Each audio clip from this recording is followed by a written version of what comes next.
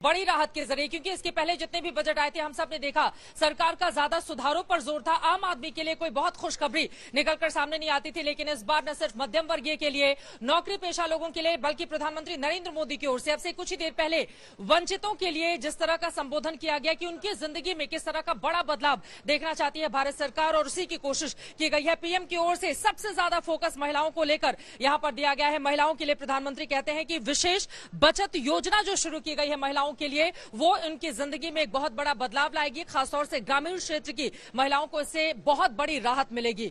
देखिए, अगर सरकार की ओर से बजट को लेकर जो भी घोषणा की जाती है, उसके जरिए इस बात को भी समझिए कि 9 राज्यों में इसी साल होने हैं विधानसभा के चुनाव और अगले साल होने हैं लोकसभा के चुनाव।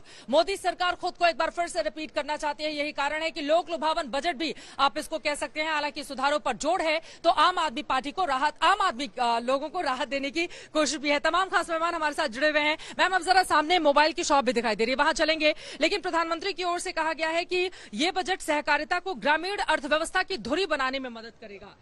गांवों पर बहुत ज्यादा फोकस दिया जा रहा है प्रधानमंत्री की ओर से और महिलाओं पर। देखिए, इसके लिए तो सबसे पहले थैंक यू है प्रधानमंत्री जी को, जो महिलाओं को इतनी प्रेफरेंस दे रहे हैं और अनडाउटेडली उनको इतने बेनिफिट्स दे रहे हैं। बट हाँ, ग्रामीण क्षेत्र में क्या क्या उनको बेनिफिट्स या इंसेंटिव्स मिले इस बजट में, मुझे उसका कुछ आइडिया नहीं है।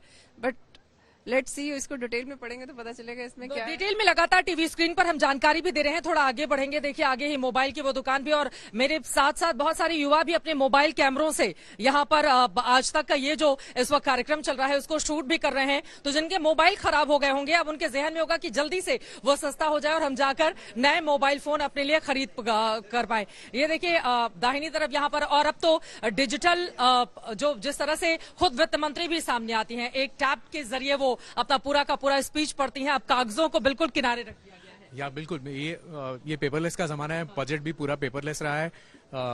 तो I think tabs, mobile phones बिल्कुल सस्ते होने चाहिए। जैसे मैंने कहा, इंडिया में मैन्युफैक्चरिंग को बहुत ही जोर दिया जा रहा है। इंपोर्ट ड्यूटी कम की जा रही है रॉ मटेरियल्स पे, पार्ट्स पे। तो मेरे हिसाब से जैसे ही इंडिया में मैन्युफैक्चरिंग बढ़ेगी, प्राइसेस ऑटोमेटिकली कम होंगे। यहाँ पे बहुत सारे लोग हैं जो मैं देख पा रही हूँ आगे से मोबाइल कैमरे से हमारे इस कार्यक्रम को शूट कर रहे हैं। जो लोग यहाँ पर जीआईपी मॉल घूमने के लिए आए हैं, अब उनका मोबाइल अगर खराब हो गया होगा तो इस दुकान में जाकर क्या वो सस्ते मोबाइल अभी खरीद पाएंगे या थोड़ा ज्यादा इंतजार करना? थोड़ा इंतजार करना। कितना इंतजार करना होगा? मेरे हिसाब से 1-2 महीना थोड़ा और इंतजार करना पड़ेगा। 1-2 महीने इंतजार बिल्कुल, करने होंगे। क्या होती है पूरी की पूरी प्रक्रिया यहाँ तक? सो प्रक्रिया ऐसी होगी, तो जैसे कि अभी मोबाइल फोन जो भी नए फ्रेश इंपोर्ट्स होंगे, जो भी निर्यात होगी अभी पार्ट्स की, कंपोनेंट्स की, कैमरा लेंस की, तो वो अब आएंगे इंडिया में, उनका उत्पादन होगा। फिर उसके बाद मोबाइल आपको शॉप में मिलेंगे। तो मेरे हिसाब से ये 2-3 महीना थोड़ी प्रक्रिया लगेगी।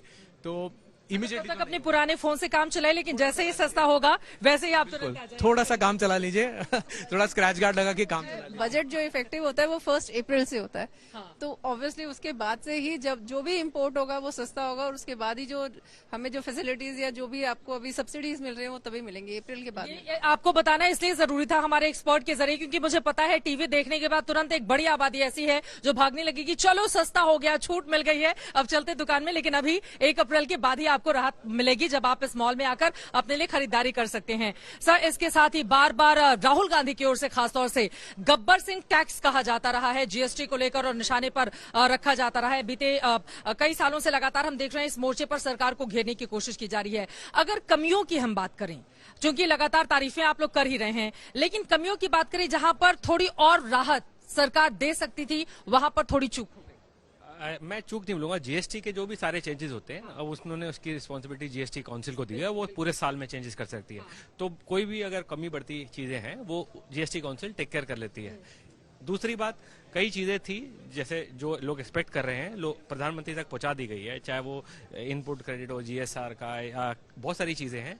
इन सब चीजों की डिटेल है, और चाहे ट्राइब्यूनल बनाने की बात हुई, जीएसटी ट्राइब्यूनल, ये सारी चीजें उन तक बता दी गई हैं। एंड जैसे जैसे जीएसटी काउंसिल इसके ऊपर सेट बैठेगी तो उसके ऊपर मैं देख पा रही हूँ मोबाइल फोन के अंदर जितने लोग काम कर रहे हैं उनके भी चेहरे बहुत ज्यादा खिले हुए हैं, है ना? अब ये खिले हुए चेहरों का क्या मतलब? मैंने जल्दी से मैं पूछ लेती हूँ, आप इतनी मुस्कुराते हुए नजर आ रही हैं। यस मैम, सुना है बजट? यस मैम, बजट तो सुना है, काफी अच्छा भी आया है। इवन दो हमारे लिए सेल्स पर्सन के लिए काफी अच्छी चीज है, क्योंकि जो person heavy phones, costly phones खरीदने के लिए काफी ज्यादा सोचना पड़ता था, अब उनको शायद रिलैक्सेबल हो जाएंगे कि अब उनको थोड़ा सा सस्ते फोन। अब आप लोग भी आ जाइए सर, जल्दी जल्दी एक एक टिप्पणी आपकी भी ले लेती हूँ, आ जाओ। सुना है बजट? आपने? Yes ma'am. अच्छा लगा या लगा कि थोड़ी और राहत मिल जाती? मैम थोड़ी और राहत मिल जाती है ज्यादा बेटर रहता। ये दिल मांगे मोर हमने कार्यक्रम भी चलाया था कि सरकार की ओर से जो चीजें दी जाती है उसमें हमेशा और की गुंजाइश यहाँ पर बनी रहती है। थोड़ा दूसरी तरफ से हम चलेंगे। देखिए बहुत बड़ा ये जीआईपी मॉल है और घूमते घूमते भूल भुलैया की तरह कई बार इधर से उधर के चक्कर भी लगाने लगते हैं। लेकिन सर आपने कहा कि अच्छा है और इसमें मतलब विपक्ष का तो अपने नैरेटिव हो सकते हैं, लेकिन सरकार की ओर से पूरी कोशिश की गई है। हम बिल्कुल पूरी कोशिश करी है, इसीलिए हमने इसको 10 में से 10 नंबर दिए। 10 में से 10 नंबर, लेकिन आपने एक नंबर काट लिया है, 10 में से 9 नंबर दिया। एक नंबर किस चीज पे काटा? शायद बहुत सारी चीजें सरकार ने एनुअल बजट से हटाकर जीएसटी काउंसिल के ऊपर बेसिकली लागू कर दिया कि भाई बाकी काम जो है जीएसटी काउंसिल करेगा।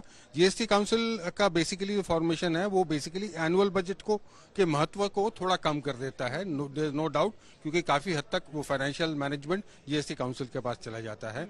अब कुछ चीजें के रेट बढ़ाना या घटाना जो है वो सीधी तरह से फाइनेंस मिनिस्ट्री काउंसिल के ऊपर छोड़ देते हैं। पॉइंट ये है कि काउंसिल के जो आज जो स्थिति है जीएसटी काउंसिल का और जो यूनियन बजट का है, मेरे ख्याल से ये दो पहलू है, दोनों जब तक मैच नहीं करेंगे तब तक आगे बात जो है कहीं ना कहीं अड़चन पैदा करेगी। तो ये शायद वित्त मंत्री ने ख्याल रखा होगा और हमें तो पूरी उम्मीद है, हमने तो कई पिटीशन डाले हुए हैं जो कमियां हमको नजर आई है तो बजट में नहीं दिखा। उम्मीद करते हैं जीएसटी काउंसिल उसको पूरा करेगा। बिल्कुल, अब जीएसटी काउंसिल पर भी सभी की निगाहें रहेंगी, लेकिन यहाँ पर देखिए विपक्षी दलों के अपने दावे, लेकिन एक बड़ी आबादी यकीनन ऐसी है जो मोदी सरकार के पार्ट 2 के इस आखिरी पूर्ण बजट से काफी ज्यादा संतुष्ट नजर आ रही है, क्योंकि अगले साल चुनावी साल लोकसभा का शुरू हो जाएगा और उसके मद्देनजर अभी से निशाना साधने की कोशिश। और आपको बताते चले खबर यहां तक ये भी सामने आ चुकी है कि आज सरकार की ओर से जो बड़े ऐलान किए गए हैं, बीजेपी के जितने भी नेता और कार्यकर्ता हैं अलग अलग हिस्सों में जाकर इसका पूरा प्रचार प्रसार करेंगे।